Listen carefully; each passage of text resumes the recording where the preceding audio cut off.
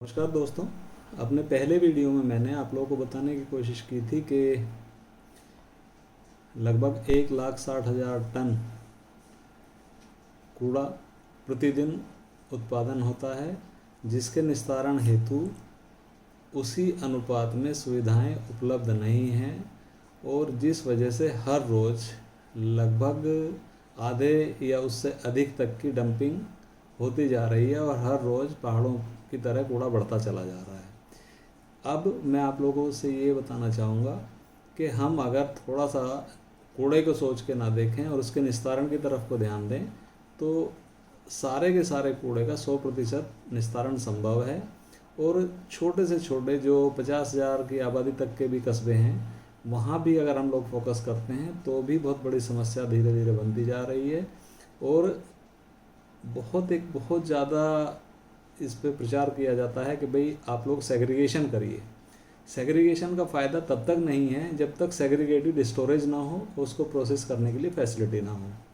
तो अगर हम लोग एक तरफ खर्चे देखते हैं जो नगर निगम पे जिम्मेदारियां हैं, लाइबिलिटीज़ हैं, खर्चे छोटे से छोटे नगर निगम में करीब करीब 15-20 लाख रुपए महीना से करीब करीब बड़े जो 10 लाख की बड़ी आबादी के शहर हैं उनमें लगभग 2.5-3 लाख करोड़ रुपए महीना तक के खर्चे हैं। इसका मतलब ये है कि करीब करीब 2-2.25 करोड़ रुपए सालाना छोटे से छोटे पालिकाओं पे और लगभग 55-60 करोड़ तक बड़े नगर निगमों पे खर्चे आ रहे हैं।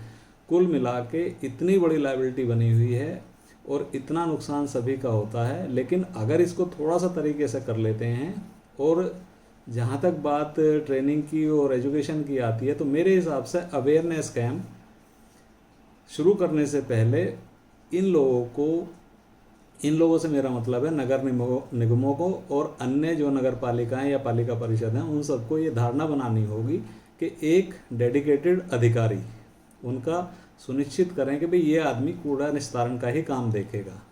अगर और उसको एक उद्योग का दर्जा दे दें अपने यहाँ निजी स्तर पे, खुला उद्योग ना बनाएं, लेकिन इतना कर लें कि भाई इसमें इनकम भी हो सकती है और इस पे खर्चे भी होंगे। तो जिस तरह से एक फाइनेंशियल बैलेंस शीट बनती है उसी तरह से इसकी भी बैलेंस शीट बननी शुरू हो सकती है। और जब तक कूड़े का और पैसे का लेखा जोखा नहीं करेंगे तब तक ये समस्या बरकरार रहेगी। और जिस तरह से अब स्वच्छ सर्वेक्षण 2014 में शुरू हुआ था तब इन लोगों ने एक कहा था कि भाई फिजिकल प्रोग्रेस हम मेजर कर रहे हैं। उसके बाद बढ़ते बढ़ते अब इस साल में 2023 का जो स्वच्छ सर्वेक्षण है उसमें वेस्ट टू वेल्थ पे पहुंच गए हैं। और मुझे अफसोस के साथ कहना पड़ता है कि वेस्ट टू वेल्थ में हम लोग वेल्थ ये मान लेते हैं कि जो कबाड़ी कूड़ा बीन लेते हैं उसमें से कितना पैसा आ रहा है वो वेल्थ हो गया। तो ये वेल्थ नहीं है दोस्तों। मेरा मानना है कि जब तक आप कूड़े का निस्तारण नहीं करेंगे, उसका पुनरुपयोग पुनर्चक्रण नहीं कराएंगे और उससे पैसा आना शुरू नहीं होगा, तब तक आप इसको वेस्ट टू वेल्थ नहीं मान सकते। और वेस्ट टू वेल्थ का मतलब सिर्फ ये होता है कि आपने कूड़े का निस्तारण कर दिया और वो कूड़ा ना किसी एसएलएफ पे गया, ना किसी डंप साइट पे गया, ना उसको कहीं इधर उधर छुपाना पड़ा। वो कूड़ा पूरी तरह से निस्तारित हुआ और उसका पुनः चक्रण या सदुपयोग हो गया है। यहाँ तक दोस्तों आज का मैं रखूँगा और इसके बाद में अगली वीडियो में आपको विवरण बताऊँगा कि किस तरह से ये संभव है और कहाँ हम लोगों को क्या क्या स्टेप लेने चाहिए ताकि ये सुगमतापूर्वक कम से कम जो डेली उत्पादन हो रहा है उसका निस्तारण संभव हो सके। धन्यवाद।